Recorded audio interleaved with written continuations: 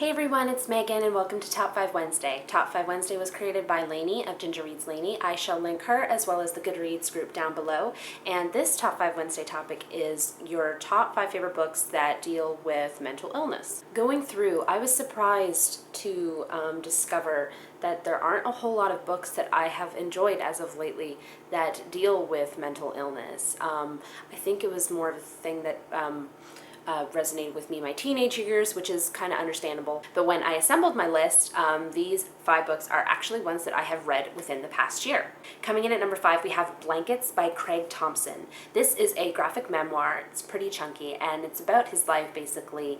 And the artwork is sensational, and it was just so raw and expressed like his innermost feelings. I could tell like it must have been so emotionally taxing to write that book.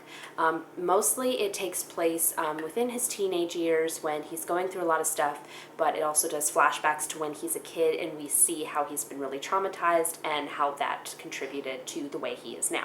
Coming in at number 4 is Falling into Place by Amy Zhang. This is about a girl called Liz who at the beginning of the story, she has calculated, because she's a math geek, how she's going to drive her Mercedes-Benz off a cliff, which will be suicide, but to make it look like an accident, at this point, she's in critical condition at the hospital, and then the story goes from there. Like with a lot of books of this nature, the rest of the story goes on to explain how she got to where she is at this point, based on her relationships with her friends and her family. It's pretty deep. I remember I was into it from the beginning, and just all the way through, I was enraptured, and every possible teenage relationship, like every high school situation almost, is explored within this book in a very real and dramatic way. Coming in at number 3 is The Impossible Knife of Memory by Laurie Halse Anderson.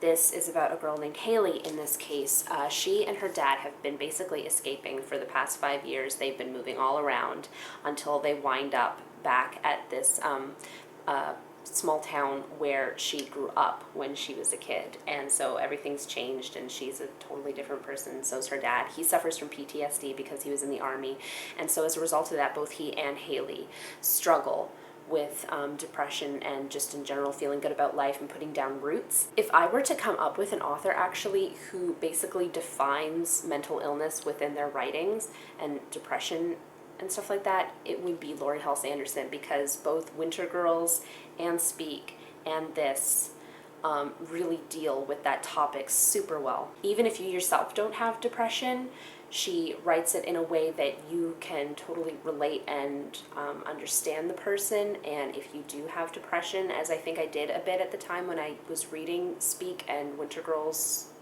all those years ago back in high school, it gives you the sense that you're not alone and that there is hope. And coming in at number 2, we have Gloria O'Brien's History of the Future by A.S. King. This is about a girl named Glory, and she had lost her mom at a rather young age, and all of a sudden at like the end of high school, her last year of high school, she goes down into her mom's photography developing room because she herself, Glory, has an exceeding interest in photography. And through that course of action, she learns a lot more about her mom, and at the same time is forced to deal with these issues of grieving, like these unresolved parts of grieving within herself. This was particularly identifiable with me, and I found myself crying quite a bit through this book, and it was really good. I loved it. And coming in at the number 1 spot for mental illness, my favorite book is The Bell Jar by Sylvia Plath. Some people tend to have a love-hate relationship with this book. I personally loved it, and to my knowledge, it's one of the first books of its kind that ever delves into this, especially from the point of view of a woman, in such a way that we know it's very clear that it is mental illness, and it is from the perspective of Esther, who really is Plath herself. This is pretty autobiographical, and so it just slowly tracks the descent of Esther's sanity into madness and coming back up again, and it's the roller coaster of emotions and her experiences. And I found this really profound and deep. I loved it. Alright guys, that's it. That's my top 5 books on mental illness that I love, and please feel free to comment down below and tell me what some of your favorite books are regarding mental illness. And I think that's it for this video. I hope you guys have a great week. Please like, comment, and subscribe, and I shall see you soon with another video. Bye everyone!